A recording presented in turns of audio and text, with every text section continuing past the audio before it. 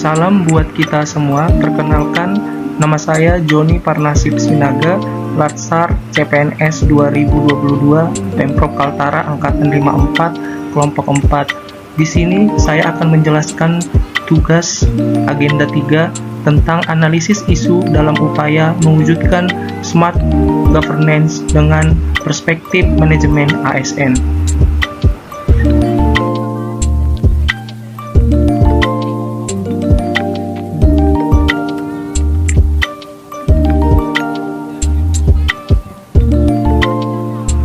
Langkah-langkah pemecahan masalah. Yang pertama, identifikasi beberapa masalah. Yang kedua, menemukan isu prioritas dengan menggunakan metode USG. Yang ketiga, analisis dampak jika isu tidak terselesaikan. Dan yang terakhir, menemukan alternatif pemecahan dengan menggunakan analisis SWOT. Yang pertama, identifikasi beberapa isu dan masalah. Isu pertama adalah kurang optimalnya polisi kehutanan melakukan patroli.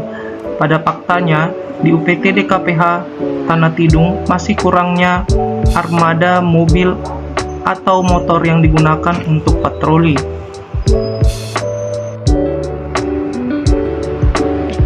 Isu kedua adalah kurangnya interaktif kerja polisi kehutanan. Fakta, dikarenakan masih ada kasus COVID-19 membuat interaksi kerja Polhut seperti patroli dan memberi himbauan kepada masyarakat harus menjaga jarak dan membuat waktu yang terbatas. Isu ketiga adalah kurangnya komunikasi Polhut dengan antar desa dalam upaya pengamanan hutan. Faktanya, di Kabupaten Tanah Tidung terkhusus desa belum meratanya jaringan telepon, sehingga untuk komunikasi sulit untuk mendapatkan informasi. Polisi kehutanan harus ke desa dulu sehingga menerima informasi yang lambat. Yang kedua adalah menemukan isu prioritas dengan menggunakan metode USG. Seperti yang kita ketahui bahwa saya memiliki 3 isu. Yang pertama adalah kurang optimalnya polisi kehutanan melakukan patroli. Yang kedua, kurangnya interaktif kerja polisi kehutanan. Yang ketiga, kurangnya komunikasi Polhut dengan antar desa dalam upaya pengamanan hutan. Kriteria USG sendiri kita ketahui bahwa U merupakan urgensi, itu seberapa penting isu. S adalah seriously atau seberapa serius isu, dan G adalah GLOT, merupakan seberapa besar isu dapat memburuk. Dari metode USG yang saya gunakan, saya dapat menyimpulkan bahwa prioritas adalah isu ketiga, yaitu kurangnya komunikasi Polhut dengan antar desa dalam upaya pengamanan hutan. Yang ketiga adalah analisis dampak jika isu tidak terselesaikan. Isu yang kita angkat yaitu kurangnya komunikasi Polhut dengan antar desa dalam upaya pengamanan hutan. Jika isu tersebut tidak terselesaikan, maka akan terjadi kurangnya informasi. Yang kedua, terlambatnya penanganan pengamanan hutan. Dan yang ketiga, perusakan hutan akan semakin meluas. Yang keempat adalah menemukan alternatif pemecahan masalah menggunakan analisis SWOT.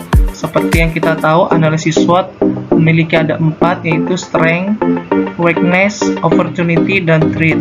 Di mana strength adalah yang kuat, di mana komunikasi adalah suatu cara untuk mendapatkan informasi. Dengan adanya komunikasi yang baik, kegiatan pengamanan hutan akan berjalan dengan baik. Weakness yaitu kelemahan. Maka dengan kurangnya pemerataan penangkap sinyal seperti tower di Kabupaten Tanah Tidung, khususnya desa-desa. Opportunity yaitu kesempatan. Dengan komunikasi yang bagus, pengamanan hutan akan cepat ditindak dan mengurangi perusakan hutan. Threat yaitu ancaman. Semakin kurangnya komunikasi, semakin luas perusakan hutan yang terjadi. Yang keempat adalah menemukan alternatif pemecahan dengan menggunakan analisis SWOT. Gagasan untuk menyelesaikan isu. Gagasan dengan melihat WO, memanfaatkan peluang dengan melihat kelemahan. Dengan adanya kelemahan komunikasi, tidak menghambat untuk melakukan pengamanan hutan. Polisi kehutanan berusaha untuk melakukan patroli dan mencari informasi langsung dari masyarakat dan mempercepat tindakan dan memberikan pemahaman kepada masyarakat untuk tidak merusak hutan. Demikianlah pemaparan dari tugas yang saya buat. Saya ucapkan Banyak terima kasih.